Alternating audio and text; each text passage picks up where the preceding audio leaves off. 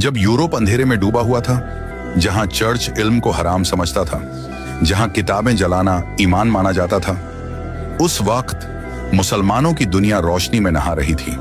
Baghdad की गलियों में कलमों की आवाज गूंजती थी, दमिश्क की मस्जिदों में गणित पढ़ाई जाती थी, काहिरा की लाइब्रेरीज में तारों का नक्शा बनाया जा रहा था, और एंदलुस स्पेन में मुसलमान बच्चे तारीख, फिजिक्स और तफसीर एक साथ पढ़ते थे। वो वक्त जब इल्म इबादत बन गया था। अल जजरी, जिसने पानी से चलने वाली मशीनें बनाई, ऐसी मशीन्स जिनके बिना आज का इंजन पॉसिबल नहीं, उसने क्रैंक शाफ्ट बनाया जो आज हर कार इंजन का दिल है। इब्न सीना अविसेना, जिसने पहली बार बताया कि बीमारी शरीर में नहीं लाइफस्टाइल में होती है। उसकी किताब अल कानून फी अल तिब 500 साल तक यूरोप की मेडिकल यूनिवर्सिटीज में टेक्स्ट बुक रही।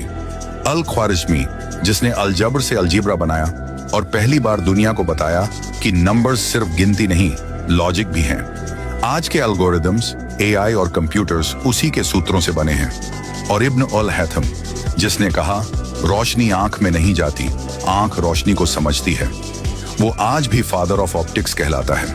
लेकिन फिर आया वो काला दिन, 1258 ईस्वी, मंगोल्स का हमला बगदाद पर। लाखों किताबें, हजारों साल की मेहनत दजला नदी में फेंक दी गई, इतनी कि पानी स्याही से काला पड़ गया। लाइब्रेरीज जला दी गईं, उलेमा मारे गए, इल्म को खामोश कर दिया गया। लेकिन स्याही बहकर यूरोप तक पहुंची। यूरोप ने उन किताबों को उठाया, उनके नाम बदले और कहा, अब ये हमारा इल्म है। इब्न सीना बन गया अविसेना, इब्न रुश्द बन गया अवेरोएस, अल जजारी की मशीन्स बन गईं लियोनार्डो दा विंची स्केचेस, और उमर खयाम के गणित को न्यूटन्स लॉ कहा गया। उन्होंने कहा, वी डिस्कवर्ड साइंस। मगर सच्चाई ये थी, उन्होंने इस्लामिक नॉलेज को वेस्टर्न ग्लोरी में लपेट दिया। फिर जब यूरोप डार्क एज से निकला, उन्होंने उसे कहा रेनेसांस, पुनर्जागरण। मगर वो रोशनी बगदाद की राख में जली थी। आज भी नासा के सैटेलाइट्स हों, एआई के न्यूरल नेटवर्क्स हों, या हॉस्पिटल्स के सीटी स्कैनर्स, हर जगह अल जजारी, इब्न सिना और अल ख्वारिज़मी की छाया जिंदा है।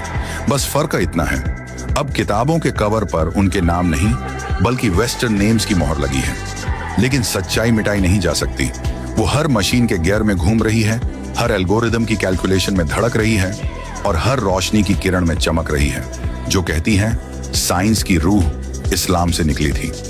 अब वक्त है कि हम फिर से उस रोशनी को पहचानें जिसे सदियों से छिपाया गया, ताकि आने वाली नस्लें भूल जाएं कि इल्म एक इबादत था,